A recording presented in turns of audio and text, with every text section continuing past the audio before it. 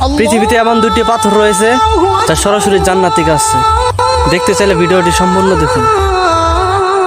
এই পৃথিবীতে মাত্র দুটি জান্নাতি পাথর রয়েছে যেগুলো সরাসরি জান্নাত থেকে এসেছিল। তাদের মধ্যে একটি হলো হাজরে আসওয়াদ, আর এটি জান্নাত থেকে আসার সময় দুধের চেয়েও সাদা ছিল। এরপর হাজিগণ যখন চুমু দেয় তখন সে সেই হাজিদের গুনাহ নিয়ে নেয়, যার ফলে সে এখন কালো হয়ে গেছে। কিয়ামতের দিন তাকে দুটি চোখ ও একটি জিহ্বা দেওয়া হবে। দুনিয়াতে যারা তাকে চুমু দিয়েছে তাদের পক্ষে সাক্ষ্য দিবে। দ্বিতীয় পাথরটি হলো মাকামে ইব্রাহিম। হযরত ইব্রাহিম আলাইহিস সালাম যখন কাবা শরীফ নির্মাণ করেছিলেন তখন আল্লাহ তাআলা তাকে সাহায্য করার জন্য এই পাথরটি জান্নাত থেকে পাঠিয়েছিলেন। এটা এমন রহস্যময় ছিল যে যখন ইব্রাহিম আলাইহিস সালাম এর উপর দাঁড়িয়ে কাবা শরীফের উপরে কাজ করত তখন পাথরটি উঁচু হয়ে যেত, আবার যখন নিচে কাজ করত তখন তা নিচু হয়ে যেত। যেই হাজি তার পাশে দাঁড়িয়ে নামাজ পড়েছে কিয়ামতের দিন তাদেরকে সুপারিশ করে জান্নাতে নিয়ে যাবে। হে আল্লাহ, জীবনে একটিবার হলেও পবিত্র হজ করার তৌফিক দিও।